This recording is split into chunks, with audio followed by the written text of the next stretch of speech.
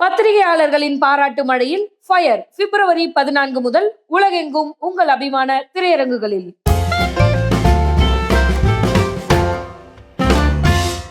New ஃபில்மாலயா நேயர்கள் அனைவருக்கும் வணக்கம். ஸோ அஜித் குமார் அவங்களுடைய ஹேஷ்டேக் தான் வந்து செம்ம வைரல் அண்ட் ட்ரெண்டிங்காக போயிட்டு இருக்குது.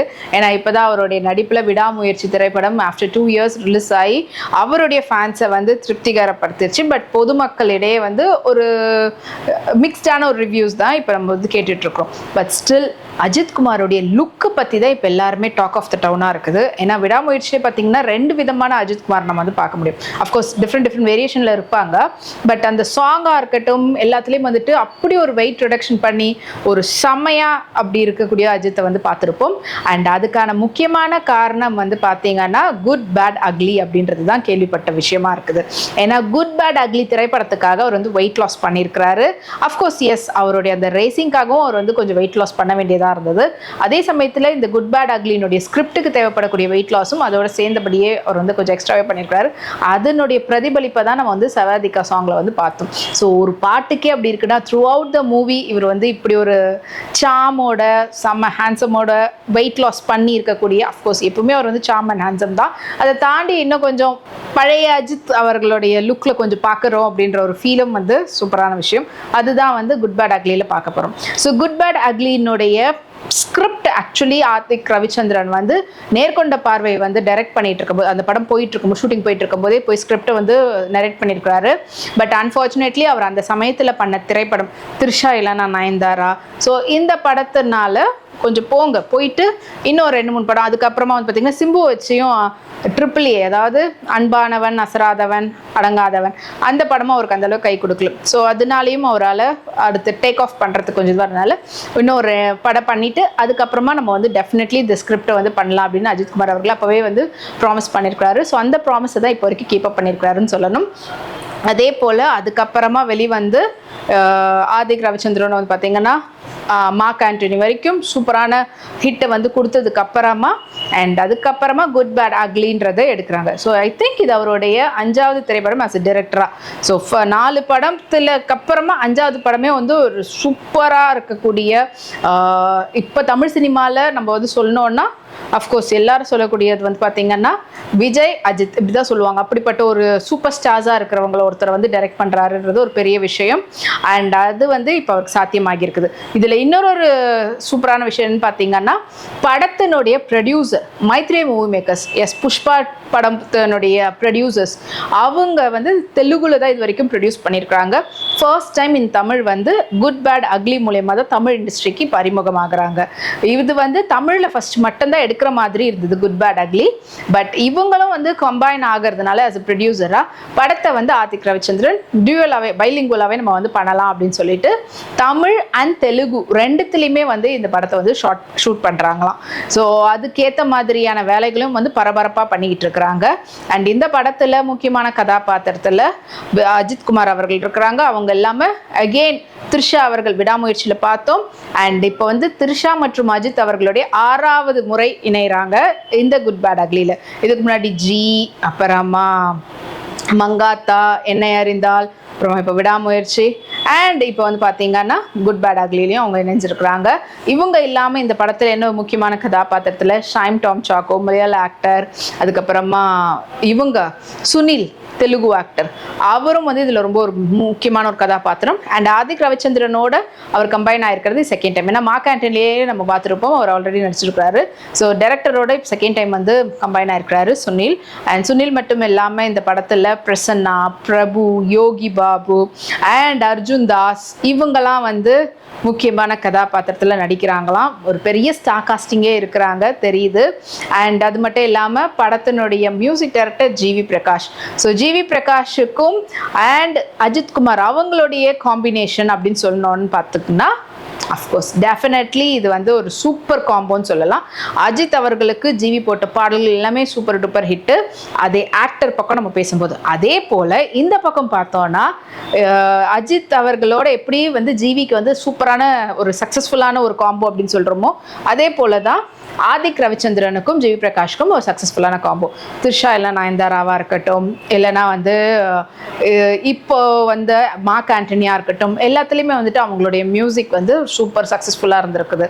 அண்ட் இதே போல் இப்போ இருக்கக்கூடிய இந்த படத்தினுடைய கதை, இதனுடைய இன்ஸ்பிரேஷன், டைட்டிலுக்கு இன்ஸ்பிரேஷன் வந்து பார்த்தீங்கன்னா already the good, the bad, the அக்லின்னு சொல்லிட்டு தி போட்டு இருக்கும்.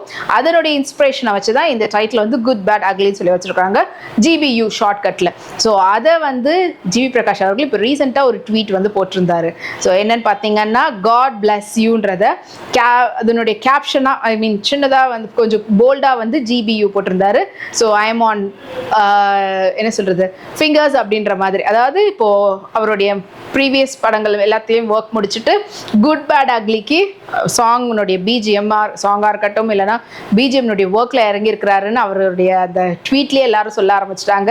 ஸோ குட் பேட் அக்லினுடைய படத்தில் இன்னொரு சுவாரஸ்யமான விஷயம் ஆன் மியூசிக் பார்ட் என்னன்னு பார்த்தீங்கன்னா, ஆல்ரெடி அஜித் அவர்களுடைய படத்தில் சூப்பர் டூப்பர் ஹிட்டான பாடலாக இருக்கிற ஒரு பாட்டை எடுத்து இந்த படத்தில் ரீமிக்ஸ் பண்ணுறாங்களாம். ஸோ இதுவே வந்து ஒரு பயங்கர வைப் பண்ணக்கூடிய ஒரு விஷயமா இருக்குது. விஷயம் கேட்டதுக்கே இன்னும் பாட்டு என்னவா இருக்க போகுது அப்படின்னு கெஸ்ஸிங்கில் பார்த்தீங்கன்னா ஆல்மோஸ்ட் எல்லாரும் சொல்லக்கூடியது தீனா படத்தில் யுவன் சங்கர் ராஜாவுடைய இசையில் வெளிவந்த பத்தி குச்சி பத்திக்காதுடா இந்த பாட்டு தான் ரீமிக்ஸாக வரப்போகுதுன்ற மாதிரி பேச்சுகள் அடிபட்டுக்கிட்டு இருக்குது. அது எந்த அளவுக்கு உண்மை இல்லை, இதை தாண்டி வேற ஏதாவது ஒரு பாட்டா? ஏன்னா எல்லா பாட்டுமே யுவனுடைய காம்போல சூப்பரான ஒரு சாங்ஸ் தான் அஜித் அவர்களுக்கு கொடுத்துருக்குறாங்க. இல்லை ஜிவியோடைய மியூசிக்லேயே இதுக்கு முன்னாடி பாடல்களில் ஏதாவது ஒன்று எடுத்து அவர் ரீமிக்ஸ் பண்ண போகிறாரானோ நம்ம வந்து வெயிட்டிங் அப்படின்னு தான் சொல்லி ஆகணும். பட் எனிவே எந்த பாட்டாக இருந்தாலும் ஜிவியோடைய ரீமிக்ஸில் அஜித் அவர்களுடைய ப்ரெசன்ஸில் அந்த பாட்டு எப்படி இருக்க போகுது, அதுவும் அவருடைய பழைய சாங்கே ஆல்ரெடி ஒரு சூப்பர் ஹிட்டான பாட்டுன்னும் போது அவரது என்ன பாட்டாக இருக்கும், அமராவதியிலேருந்து தொடர்ச்சியாக எந்த பாடலில் அவங்க வந்து எடுக்க போகிறாங்கன்ற ஒரு க்ளூக்காக தான் வெயிட்டிங் அப்படின்னு சொல்லலாம் அஜித் ஃபேன்ஸ் எல்லாரும். அண்ட் இது இல்லாமல் ஆதிக் ரவிச்சந்திரன் அவங்களுடைய பிளானிங், இந்த படத்துக்கு அவர் ஒர்க் பண்ணியிருக்கக்கூடிய விதம் வந்து எக்ஸ்ட்ராடினரின்னு சொல்லலாம். ஏன்னா இது ஒரு லாங்குவேஜில் எடுக்கல, 2 லாங்குவேஜில் ஷூட் பண்ணுறதா இருக்கட்டும். அதே சமயத்தில் இந்த படத்தினுடைய ஒர்க், ஏன்னா படத்தினுடைய பட்ஜெட் ஓவராலாக வந்து 230 to 250 crores சொல்கிறாங்க. அண்ட் அதில் அவருடைய பிளானிங்கை கரெக்டாக எக்ஸிக்யூட் பண்ணிருக்காரு. டேஸு தேவையில்லாமல் வேஸ்ட் பண்ணாமல், ஒரு பக்கம் ஷூட் போயிட்டு இருக்கும்போதே அப்படியே எடிட் பண்ணிக்கிட்டு இருக்கக்கூடிய இன்னொரு பக்கம் அது எல்லாத்தையும் வேக எடுத்திருக்கிறாரு. ஈவன் பொங்கலுக்கே ரிலீஸ்க்கு கூட அவங்க தயாராகிட்டாங்கன்ற மாதிரி தான் அவங்க காத்துட்டு இருந்தாங்க. ஆனால் அது கொஞ்சம் மிஸ் ஆயிடுச்சு. இப்போ இந்த படத்தை வந்து April maximum, actually first plan பண்ணது அஜித் குமார் அவர்களுடைய பர்த்டேக்கு May 1 ரிலீஸ் பண்ணுற மாதிரி. பட் அதை விட கொஞ்சம் முன்னாடி தமிழ் நியூ இயர்க்கு, தமிழ் புத்தாண்டுக்கு ரிலீஸ் பண்ணுவாங்களான்ற மாதிரி டாக்ஸ் போயிட்டு இருக்குது. ஸோ எய்தர் தமிழ் புத்தாண்டா இல்லைனா உழைப்பாளர் தினம் அஜித் குமார் அவர்களுடைய பர்த்டேவான்றதை பொறுத்திருந்து தான் பார்க்கணும். இன்னும் கூடிய சீக்கிரத்தில் அனௌன்ஸ் பண்ண போகிறாங்க டேட்டு. அண்ட் அது மட்டும் இல்லாமல் வேலண்டைன்ஸ் டேவை முன்னிட்டு படத்தினுடைய டீசரும் காத்துக்கிட்டு இருக்குது. அண்ட் அடுத்தடுத்த ஒரு சாங்காக ரிலீஸ் பண்ணுறதுக்கும் ஜிவியும் காத்துட்டு இருக்கிறதா அவருடைய ட்வீட்லேயே. ஏன்னா இப்போ அந்த ட்வீட் வந்து பார்த்தீங்கன்னா ஃபயர் மாதிரி சும்மா வைரலாக போயிட்டு இருக்குது சோஷியல் மீடியாவில். அண்ட் இது இல்லாமல் அஜித் குமார் அவங்களுடைய ரீசெண்டான பிக்ஸ் எல்லாம் அவங்க ஃபேமிலியோடு இருக்கிறதா இருக்கட்டும், ரேசிங் முடிச்சுட்டு அதில் லம்போகினியில் வந்ததாக இருக்கட்டும், எல்லாமே வந்து அப்படி தீப்பொறியை கலப்பி விட்டுக்கிட்டு இருக்குது. ஸோ தொடர்ச்சியாக அஜித் அவர்களுடைய அப்டேட்டாக வந்துட்டு இருக்கிறதுனால அதோடு சேர்ந்து இந்த குட் பேட் அக்லினுடைய அப்டேட்டும் இன்னும் வந்ததுன்னா அஜித் குமாரோடைய ஃபேன்ஸ் எல்லாரும் 2 வருஷமாக அப்டேட் இல்லாமல் காத்துக்கிட்டு இருந்ததுக்கு நம்மளுக்கு இந்த பக்கம் விடாமுயற்சி, இந்த பக்கம் குட் பேட் அக்லின்ற பயங்கர ஒரு வைப்லையும் சந்தோஷத்துலையும் இருப்பாங்க. முழுக்க முழுக்க இந்த படத்தினுடைய கதை வந்து ஒரு மங்காத்தா ஸ்டைலில் இருக்கக்கூடிய ஒரு கதையாக, அதாவது ஒரு வில்லனிக்கான ஹீரோ ஸ்டோரியா, இல்லைனா வந்து ட்ரிபிள் ஆக்ஷனில் காட்ட போகிற ஒரு ஹீரோவா, இல்லைனா வேற என்ன விதத்தில் இருக்க போகுதுன்றது பயங்கர கெஸ்ஸிங்கில் போயிட்டு தான் இருக்குது.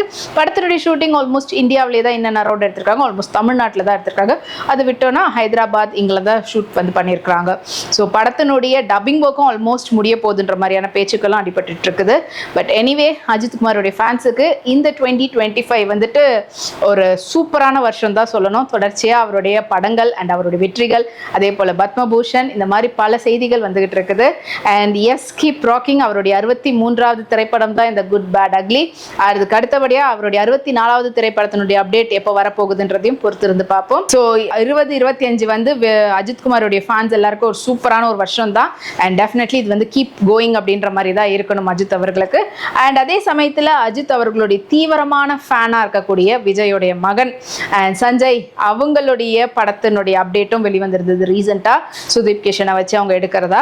பட் அன்ஃபார்ச்சுனேட்லி அந்த படத்தினுடைய வேலைகள் ஆரம்பிக்கிறதுக்கு முன்னாடியே ஃபினான்ஷியல் கிரைசிஸ் ஏதோ போயிட்டு இருக்குது, அதனால இந்த படம் வந்து ட்ராப் ஆகிறதுக்கான வாய்ப்புகள் இருக்குதுன்ற மாதிரியும் ஒரு பக்கம் பேசிக்கிட்டு, அது ரூமரா இல்லைனா ஒரு ஃபர்ஸ்ட் படம் எடுக்கும் போதே ஒருத்தவங்களை வந்துட்டு டிமோட்டிவேட் பண்ணுறதுக்கா இல்லைனா வந்து விஜய் அவர்கள் அரசியலில் வந்துட்டாருன்றதுக்காக அவருடைய அரசியல் வாழ்க்கையை நோகடிக்கணும், ஏதாவது கமெண்ட் பண்ணணுன்றதுக்காக பண்ணி விட்டுருக்கக்கூடிய விஷயமா அப்படின்ற மாதிரி ஒரு பக்கம் பேசிட்டு இருந்தாலும், இன்னொரு பக்கம் விசாரித்த போது கொஞ்சம் அந்த மாதிரி தான் ஃபைனான்ஷியல் கிரைசிஸ் போயிட்டு இருக்குதா அந்த ப்ரொடியூசருக்குன்ற மாதிரியும் பேச்சுக்கள் அடிபட்டு. பட் ஸ்டில் என்னதான் இருந்தாலும் அப்பா விட்டு கொடுப்பாரா பையனுடைய முதல் படம்னும் போது, ஸோ அவர் வந்து ஃபினான்ஸ்க்கெல்லாம் ரெடி பண்ணி சேம் பேனர் எந்த கம்பெனி வந்து ப்ரொடியூஸ் பண்ணுறதா இருந்ததோ அவங்களுக்கு வந்து அந்த ஃபினான்ஷியல் கிரைசிஸ்லாம் தன்னுடைய பையனுடைய படத்துக்கு இல்லாதபடி பண்ணி ஃப்ளெக்சிபிளாக எல்லாமே ஃப்ரீயாக விட்டு படத்தினுடைய வேலைகளை ஆரம்பிக்க சொல்லியிருக்காங்களாம். கூடிய சீக்கிரத்தில் படத்தினுடைய ஷூட்டிங்கும் வந்து கமெண்ட்ஸ் ஆக போகுதுன்ற மாதிரியும் பேச்சுக்கள் அடிபட்டுக்கிட்டு இருக்குது. ஸோ எஸ், அஜித்குமாருக்கு மட்டும் இல்லை அஜித்குமாரோடைய ஃபேன்ஸுக்கும் இந்த இயர்லேருந்து எல்லாமே சூப்பராக போக போகுதுன்றது தெரிஞ்சிருக்குது. அண்ட் டெஃபினெட்லி அஜித்குமாரோடைய ஃபேன்ஸ் எல்லாரும் இதில் வேறு ஏதாவது மாற்று கருத்தோ இல்லைனா உங்களுடைய வியூ உங்களுடைய ஹாப்பினஸை ஷேர் பண்ணலாம் நம்மளுடைய கமெண்ட்ஸில்.